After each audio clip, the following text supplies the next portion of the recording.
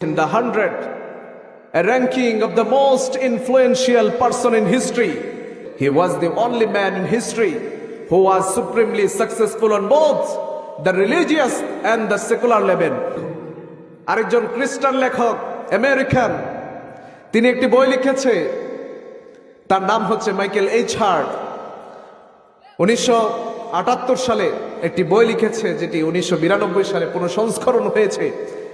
এই বইটির নাম তিনি দিয়েছেন the 100, a ranking of the most influential person in history.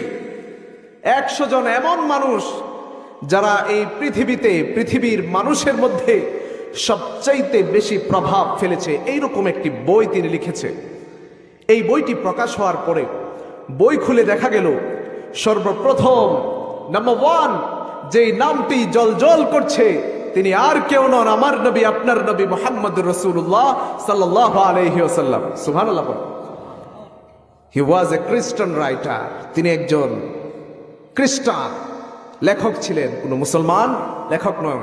সমালোচকরা সমালোচনা শুরু করে দিল, কি ব্যাপার, এত বিজ্ঞানী থাকতে আপনি মুহাম্মাদের নাম কেন সর্বপ্রথম আনলেন?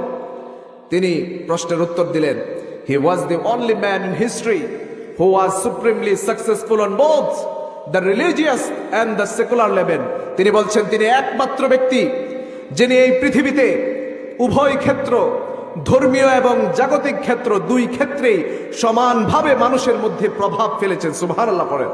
শুধুমাত্র তাই নয়, he was an undisputed leader of this world. তিনি এই পৃথিবীর শুধুমাত্র ধর্মীয় ক্ষেত্রে প্রভাব ফেলেন নাই, শুধুমাত্র জাগতিক ক্ষেত্রে প্রভাব ফেলেননি, তিনি একজন এই পৃথিবীর অবিসংবাদিত নেতা। সুবহানাল্লাহ পড়েন। এই জন্য আমার ভাইয়েরা অনেকে মনে করে আমার নবী বোধহয় রাষ্ট্র পরিচালনা করেন নাই, রাজনীতি বোধহয় আমার নবী করেন নাই, আমার নবী বোধহয় নেতা ছিলেন না। আমার মুসলিম ভাইরা ও মুসলিমরা আমাদের কাছ থেকে আজকে চরিত্র শিখে তাদের চরিত্রগুলোকে উন্নত করছে, আর আমরা আমাদের কিতাবগুলো, আমাদের বইগুলো, আমাদের সিরাত, কোনো কিছু আমরা পড়ছি না, আমার নবীকে জানছি না। এই জন্য আমরা অন্ধকারে নিমজ্জিত রয়ে গিয়েছি। ভাইরা আমার, আপনাদের কাছে আকুল আবেদন, আমার নবীকে জানার দরকার আছে না নাই বলেন? এই জন্য কে কে আমার নবীর জীবনী, পুরো জীবনী পড়তে রাজি আছেন? হাত তুলে দেখান। আল্লাহ আমাদের সকলকে আমার নবীর জীবনীটা কমপক্ষে একবার হইলেও পড়ার জন্য তৌফিক দান করে। সকলে পড়ে না আমিন।